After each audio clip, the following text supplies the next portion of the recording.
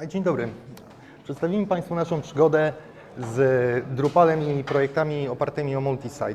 Tak naprawdę zalety i wady, te zalety i wady wynikają, ten temat prezentacji tak naprawdę z całego procesu, który mieliśmy właśnie z naszym klientem.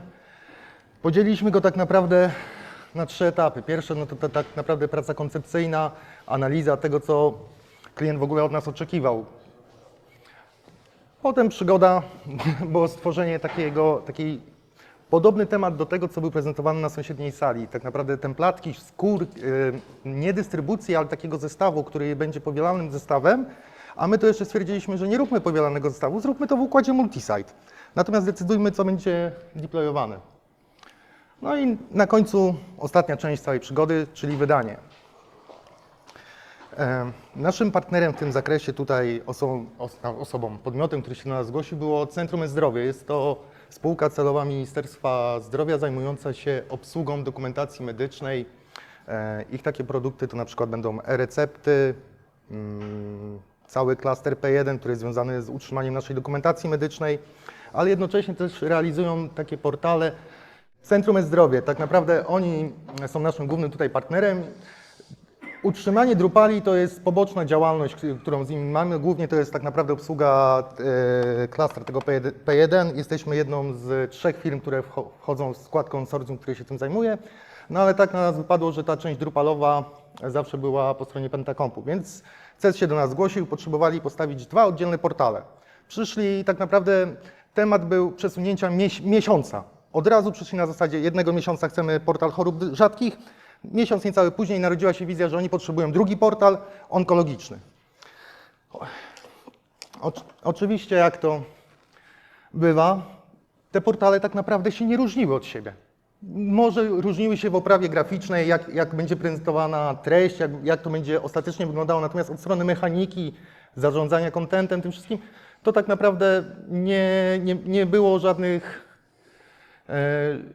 żadnych znaczących różnic. Kłopot był taki, że do jednego mieliśmy makiety, cały zestaw przygotowanych Figmy, do drugiego dostaliśmy informację, że no nie mamy takiego projektu, będziemy bazowali na już istniejącym portalu. To co mówiłem, tak? Duża część komponentów obu portali się powtarzała. Różnice będą widoczne jedynie w warstwie skórki. Portal chorób rzadkich. Jest to tak naprawdę zbiór informacji na temat chorób sklasyfikowanych w klasyfikacji Światowej Organizacji Zdrowia udostępnionej przez Orphanet. Jest to około 10 800 jednostek chorobowych, bardzo takich unikalnych chorób, tak naprawdę mało występujących w społeczeństwie, ale ministerstwo stwierdziło, że jest problem z dostępem do informacji. Dlatego potrzebny jest portal, który tak naprawdę będzie jak taką źródłem informacji, taką Wikipedią w zakresie chorób. Każda karta choroby, czyli tak naprawdę nasz ten główny content będzie miała swoją reprezentację, można ją sobie pobrać, można tak naprawdę od strony administracyjnej mogą dodawać artykuły, rozwijać to. Założenie jest jedno główne. Dane co jakiś czas będą aktualizowane i będą importowane, więc mechanizm samego działania musi polegać na tym, że my podczas edycji takiej jednostki chorobowej możemy zabezpieczyć pewne pola przed ponownym nadpisaniem i przy ponownym imporcie dane nie zostaną utracone. To co powiedziałem przed chwilą. Kolejnym to jest NSO. Jest to projekt Narodowy Portal Onkologiczny. On jest tak naprawdę przez CES realizowany, ale będzie dla Centrum Onkologicznego z Ursynowa. To jest przez nich budowana platforma i też ma być taką encyklopedią, jeżeli chodzi o w tym przypadku onkologię. Czyli wiadomo, różne typy nowotworów, sprawdzone terapie.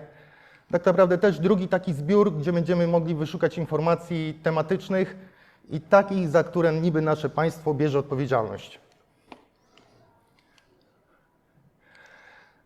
W tym momencie okazało się, jak przeanalizowaliśmy te potrzeby, że tak naprawdę w obu przypadkach mamy zbiór taki encyklopedyczny.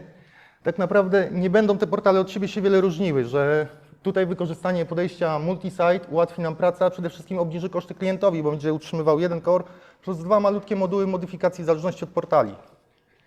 Oczywiście klient przystał po analizie tematu, po takim krótkim demo, że pokazaliśmy jak to działa. Bardzo pomysł się spodobał.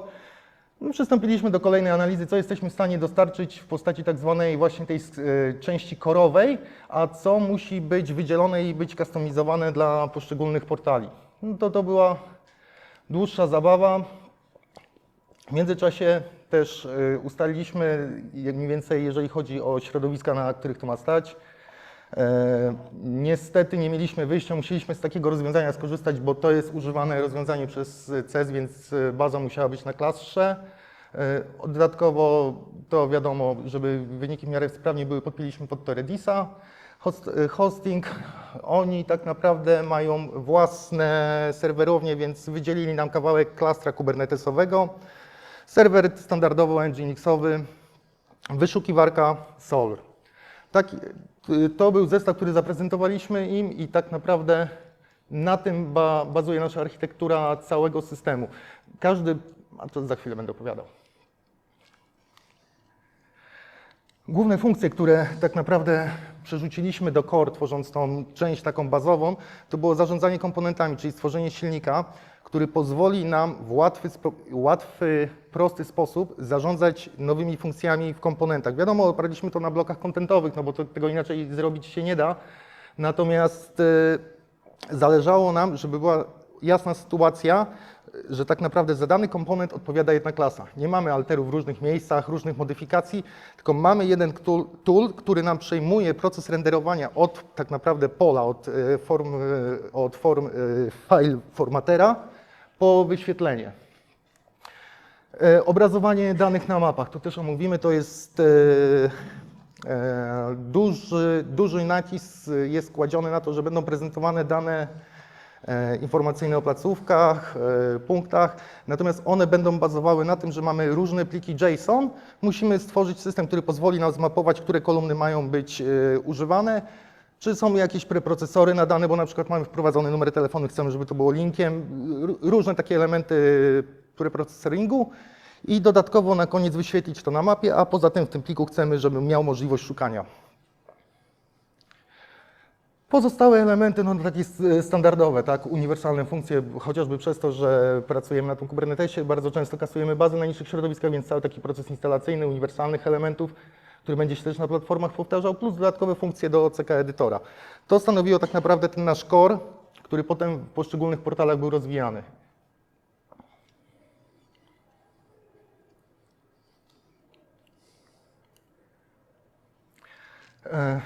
Z racji tego, że też po analizie o tych dwóch portalach klient zalecił nam, żebyśmy bazowali na rozwiązaniach, które wynikają z trzeciego portalu, a na razie o tym musieliśmy bazować na tej skórce jako wzór, więc oczywiście utworzyliśmy dwie oddzielne skórki dla portalu onkologicznego, dla chorób rzadkich.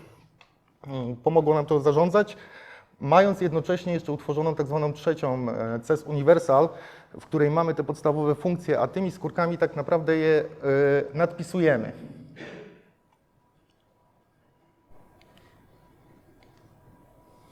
Nasze SDK tak naprawdę to są tutaj te, łapa mi lata jak zawsze, te trzy klasy.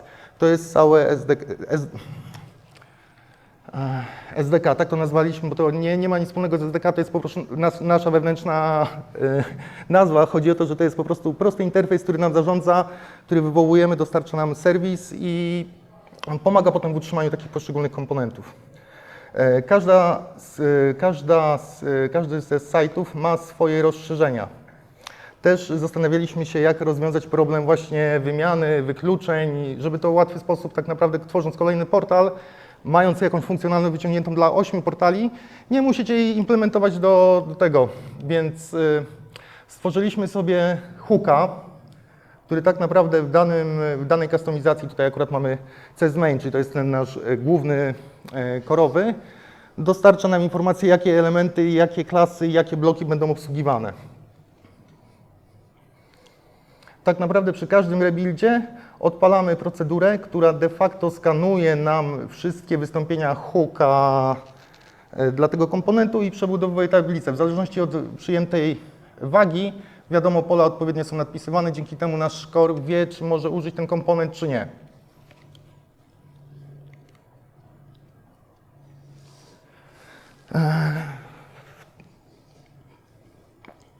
No to właśnie ten tools, który ta procedura, o której mówiłem, która nam przebudowuje tę listę, trafia to finalnie do konfiga, który potem jest używany.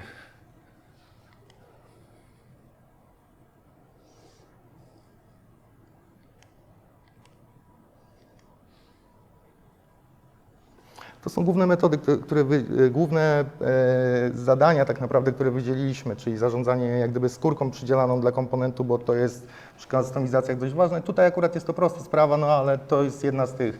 Zarządzanie CSS-ami, czyli ładowanie bibliotek, ładowanie tak samo, znaczy CSS-ami to jest nazwane, ale tutaj tak naprawdę mamy dostęp do attachmentów, więc jeżeli chcemy przesłać coś do behaviorsa, to właśnie w tych miejscach w tym komponencie robimy. To jest jeszcze inna metoda i sam najważniejszy, czyli tutaj możemy korzystać z gotowych elementów, no bo wiadomo, jest to wykonywane na podstawie block content view, więc możemy automatycznie mamy dostęp do tej głównego builda, czyli tej tablicy, ale w większości przypadków, powiem Wam szczerze, w bardzo małym stopniu korzystamy, bo sprawniej nam idzie i ponieważ portale rządowe mają to do siebie, że muszą spełniać wymogi WCAG. Skórki niestety słabo są przyzwyczajone i często lepiej jest i szybciej zbudować coś od zera, niż implementować gotowe rozwiązania i nadpisywać, więc żeby uzyskać czas, który musieliśmy poświęcić na to, żeby ten core wytworzyć, poszliśmy trochę może metodą na skróty, ale dużo rzeczy tworzymy własnych, więc też tutaj budujemy bardzo często odpowiedzi, które są z valuesów złożone, a tak naprawdę w warstwie renderowania są dopiero na skórkę narzucane. Tu jest przykład takiego właśnie wywołania takiego komponentu. Przez te nasze SDK ładuje sobie te klasy, te wszystkie elementy, które nam są potrzebne i jest to przekazywane. W celu właśnie to, co mówiłem, pełnej kontroli, dodaliśmy jeszcze bazujące na Entity Reference pole, które nam zapewniło możliwość wpięcia bezpośrednio na tego naszego SDK, żeby tam już na tym poziomie jak gdyby tego pola od razu dostawać zamierzony cel, żeby nie ryzykować, że jak dodamy jakąś modyfikację, dojdzie jakiś moduł, który będzie po drodze coś nam dopisywał, to my nagle dostaniemy jakiś ekstra wpis, na przykład jakiś link do view PDF albo jakiś podobny na wszystkich portalach. Nie, chcemy mieć to ograniczone. Kolejnym elementem, który wymagał zmiany, było oczywiście PDF-y. Niestety gotowe rozwiązania bazują na założeniu, że my pobieramy Node'a, natomiast u nas bardzo często w przypadku kart chorób będziemy pobierać tylko jedną sekcję, która de facto jest blokiem kontentowym, więc wymagało od nas tam małej modyfikacji Entity Print, żeby obsługiwał również tablicę, jak to się nazywa, tablicę bloków, nie tylko Node'a i to tak naprawdę główna część zabawy. Do samego preprocessingu użyliśmy MPDF-a. Na razie to jakoś się sprawdza. Jedyny kłopot mamy z komponentem, ale to teraz też zaraz omówimy go.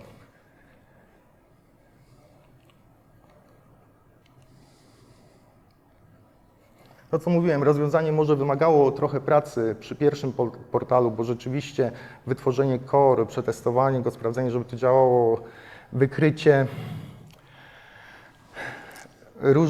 różnych problemów, które mogły się przydarzyć. Musimy pamiętać, że w sferze publicznej nie pracują osoby zatrudniane, weryfikowane jakoś pod względem kompetencji. Często to są urzędnicy w wieku 50 lat, dla którego przeklejenie jakiejś treści tak wprost, na przykład z Worda, nie jest niczym złym.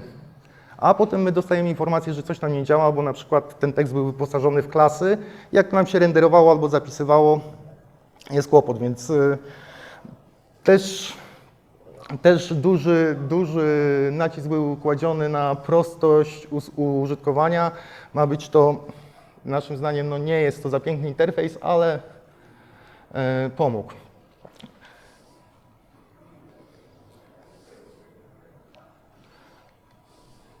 To, co mówiłem, trzeba było się natrudzić, ale było warte. Drugi portal naprawdę bardzo sprawnie poszedł. Kolejnym elementem takim niestandardowym na tym portalu, to co właśnie mówiłem, to było właśnie zarządzanie mapami. Jest to co prawda moduł, który opowiadamy o nim, bo on też został przez nas wytworzony, ale my go używamy obecnie na innym portalu. On na jego potrzeby został wytworzony, natomiast też go tutaj zaadoptowaliśmy. Jego cała logika polega na tym, że te dane, które mamy wyświetlane, są dostarczone w pliku JSON. Możemy sobie zarządzać, wybrać, czy chcemy mieć facety w tym miejscu, czy chcemy mieć te toolsy do wyszukiwania, czy ma być prezentowana tabelka, czy mapa. Oczywiście całe wyszukiwanie odbywa się po stronie użytkownika, nie po stronie mapy, na zasadzie tej dolnej części, tak?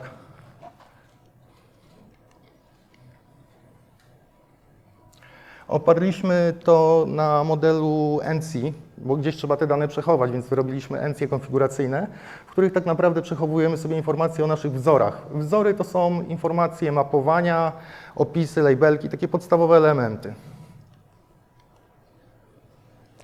To jest właśnie taki widok, jakbyśmy sobie tworzyli. Możemy tutaj ustawić elementy, które nam są potrzebne. Facety, czyli właśnie te wyszukiwania, nie są obowiązkowe, to jest tak jak chcemy. On generuje te facety w momencie tak naprawdę przeszukania pliku, więc ważne jest odpowiednie zmapowanie pola, tak? Identyfikator w pliku JSON-owym plus opcja, nie ten przycisk, plus ta wyżej, gdzie on jest tutaj, ta wyżej opcja labelka musi być wypełniona, wtedy ten plugin potraktuje to i wyświetli. Zarządzanie kolumnami odbywa się, to co Wam mówiłem, no niestety muszą być te proste drag and drop, to i tak w ogóle był problem, że zrobiliśmy przesuwne na początku, no ale udało się to przeforsować. Tak jak mówiłem, mamy różne typy kolumn. Możemy dać kolumnę, tak jak w przypadku LP, to jest pierwsza liczba początkowa, jest to po prostu automatyczne numerowanie, ale możemy też dać bardziej złożone obiekty. Zacznijmy od pojedynczej. To jest po prostu zwykłe mapowanie elementu z pliku plus możliwość, oj, coś tu zamotałem. Coś pokombinowałem. Dobra. Pojedyncze to było to, przepraszam Was. Tak, tutaj. To co mówiłem, mamy możliwość wybrania typu pola, preprocesora i to tyle. Kolumna jest dodana. Więcej zabawy jest przy polach złożonych. Na przykład często zdarza się tak, że w plikach dostarczanych przez ministerstwo mamy rozbicie miasto, kod pocztowy, ulica, więc trzeba taką daną tak naprawdę złożyć do kupy. Więc poprzez też taki prosty edytor, gdzie też mamy możliwość wyboru identyfikatora oraz umieszczenia tak zwanych łączników, czyli breaków albo innych elementów, które chcemy finalnie wygenerować. Po zapisaniu taka kolumna jest dostępna i taką definicję następnie, jak chcemy dodać sobie komponent na stronie, de facto ładujemy tylko plik JSON-owy i wybieramy z dostępnych list. I to jest cała robota potem dla edytora, więc tak naprawdę edytor wyższego levelu, tak najczęściej kierownik oddziału komunikacji danej jednostki, może tak naprawdę wytworzyć sobie kilka wzorów i nie ryzykuje, że coś zostanie nie tak zrobione przez pracownika. Możemy zarządzać tymi elementami, tak jak mówiłem, który ma widoczny, a który ukrywamy. Następnie to jest od strony Drupalowej. Następnie na potrzeby tego toolsa stworzyliśmy sobie bibliotekę. To przekazujemy właśnie to, co Wam mówiłem. Idzie to do Behaviorsa. Behaviorsem odpalamy naszą bibliotekę. Jest to napisane zewnętrzne narzędzie. Jej główne zadanie tak naprawdę to jest ta część. Początkowo klient miał to tak zrobione, że do wyszukiwania był używany algorytm Google'a, więc na przykład takie zapytanie, gdzie mieliśmy 1000 rekordów, było wysyłane do Google'a, po stronie Google'a było analizowane i to, co było zwracane, też było aktualizowane w tabelce. My stworzyliśmy taką małą klasę, która bierze wyszukiwanie, tak naprawdę bardzo polecam bibliotekę, bierze wyszukiwanie, dokonuje po naszej stronie, a my do Google'a dajemy już tylko informację, co masz nam wyświetlić. Redukuje znacząco koszty.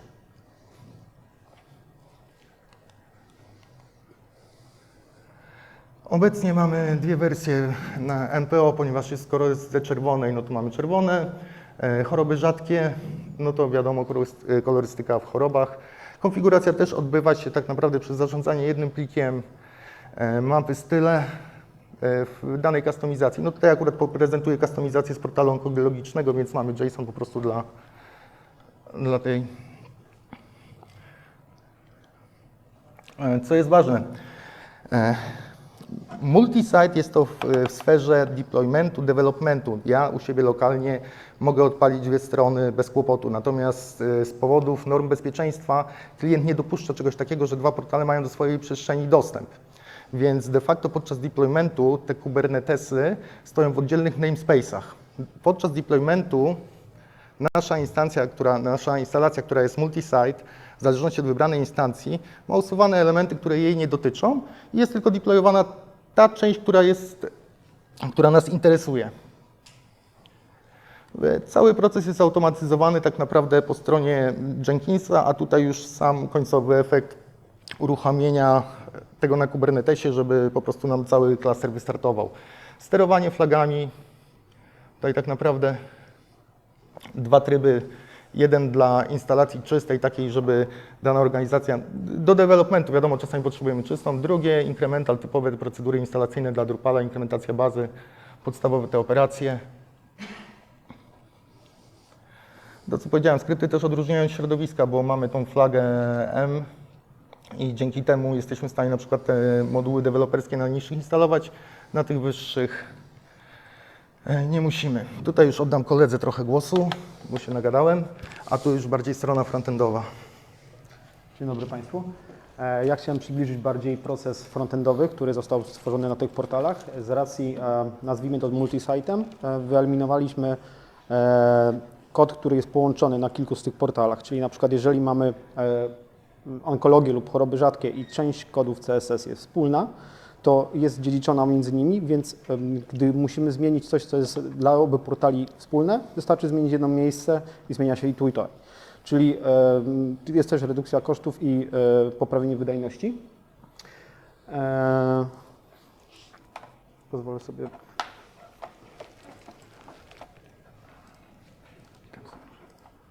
Dobra.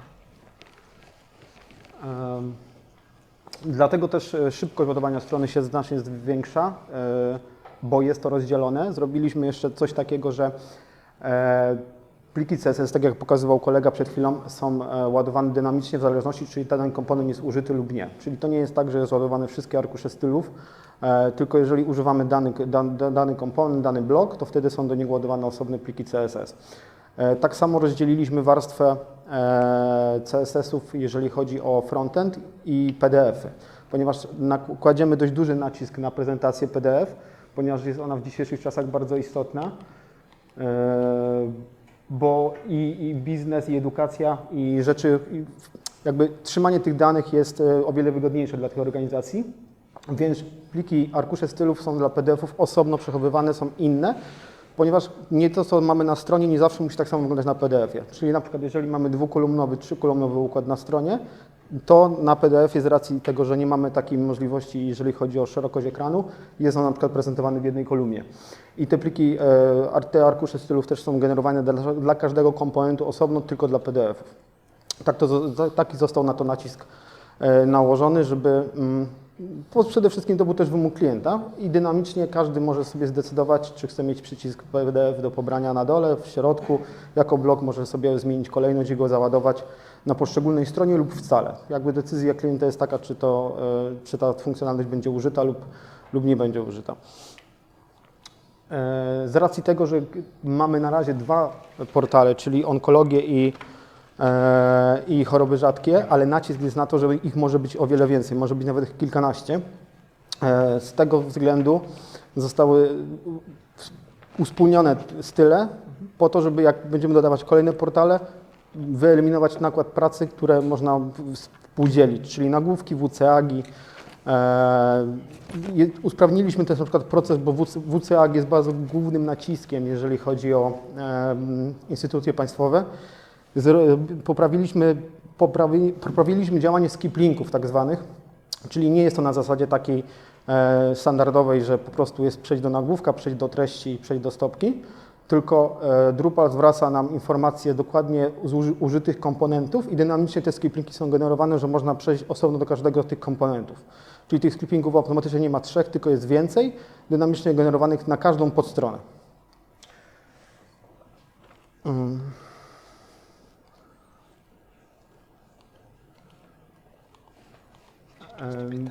No i w zasadzie, jeżeli chodzi o frontend, to nie mam tak obszernej prezentacji jak przedmówca, jak kolega.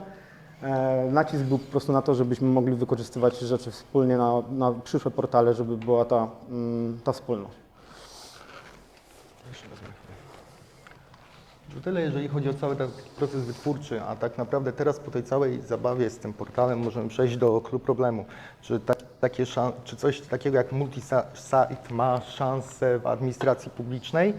W normalnej tak, bo nie będziecie mieli tego ryzyka. My stoimy na tym klastrze medycznym niestety, CES nie ma innej infrastruktury, więc obejmują nas te normy co pacjenta, dlatego nie mogliśmy zrobić to w tym trybie multi-site, tak jak to się robi normalnie i de facto to są wycinki multi-site'owego repozytorium zainstalowane na oddzielnych instancjach, ale w takiej administracji typu, tak jak była wcześniej rozmowa o miastach, tak, CES bardzo się zainteresował tym projektem, dlatego pozwolił nam jak gdyby tutaj iść i zadeklarował nam, że oni w perspektywie już widzą nie mogę o pewnych rzeczach mówić, ale liczby portali, które będą chcieli w to jak gdyby angażować, więc jak najbardziej, jeżeli administrację publiczną przekona się i pokaże im się żywe demo działania takiego systemu, da radę to sprzedać. I naprawdę tylko warunek, my akurat mamy bardzo kompetentną osobę na stanowisku odpowiedzialnym za IT w CES, więc ale trzeba próbować naprawdę i to pomaga, redukuje koszty. Jeden z portali, który teraz będziemy robili, on stoi oddzielnie, natomiast też zapadła decyzja, że tak naprawdę na ten klaster, na całą całość ma być wdrożony, bo to jest jednak jedna procedura utrzymaniowa. Nie mamy 3 procedur wydaniowych, tylko mamy jeden jak gdyby szablon, według którego jedziemy, wdrażamy. Tak samo z serwisem. Łatwiej się czyta logi, jeżeli wiemy, jaka mniej więcej jest automatyka w iluś projektach, a nie w każdym, jak deweloper w tym momencie w Jira napisał, tak będzie, tak? Nie, mamy jeden model, w którym pracujemy sobie. Na obsłudze naprawdę jest to redukcja kosztów. Oczywiście, masz tego? Nie jest to. Oczywiście nie zrobiliśmy tego sami, tak? Cały zespół, no to jest Łukasz, tutaj kolega, on zajmuje się frontendem, naprawdę utalentowany. Wcześniej z nami pracował jeszcze Michał Hieronimczuk. Dzisiaj go już z nami nie ma, ale bardzo duży wkład w tą kompilację włożył. To jest nas, tak jak mówiłem, projekt PLN jest duży, ma dużo zespołów wyspecjalizowanych, że tak naprawdę zespół, tak jak tutaj, to jest człowiek z zespołu NTBD, oni zajmują się tak naprawdę bazami danych Perconą, więc my potrzebowaliśmy tej osoby na parę godzin, może dni powiedzmy roboczych, ale naprawdę skonfigurować ten klaster, żeby działał bardzo sprawnie z Drupalem, była chwila zabawy. Łukasz Kruczek, nasz DevOps, naprawdę magik, gdyby nie on, to pewnie ten Kubernetes nam by nie podniósł się, ale chwała mu za to. Łukasza dzisiaj nie ma, to jest też kolejny frontendowiec, naprawdę wspaniała postać i ja, no i tyle. Są jakieś pytania?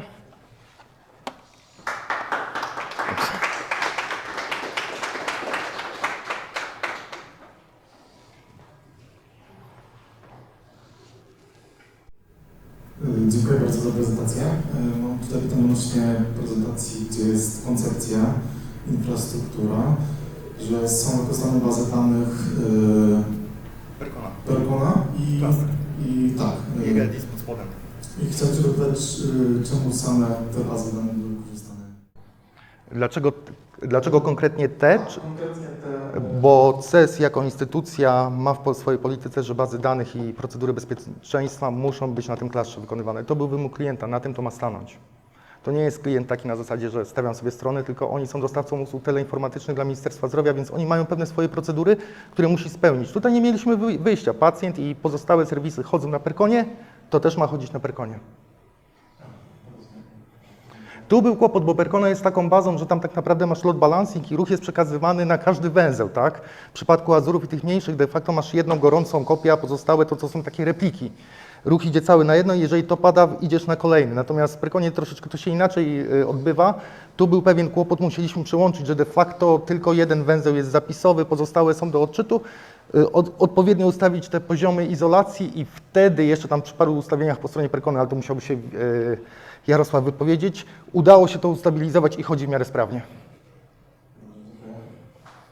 Ja bym wolał MySQL-a podstawowego, bo to nie są aż takie duże ilości tych nodów, to by wystarczyło, no, ale nie mieliśmy wyjścia.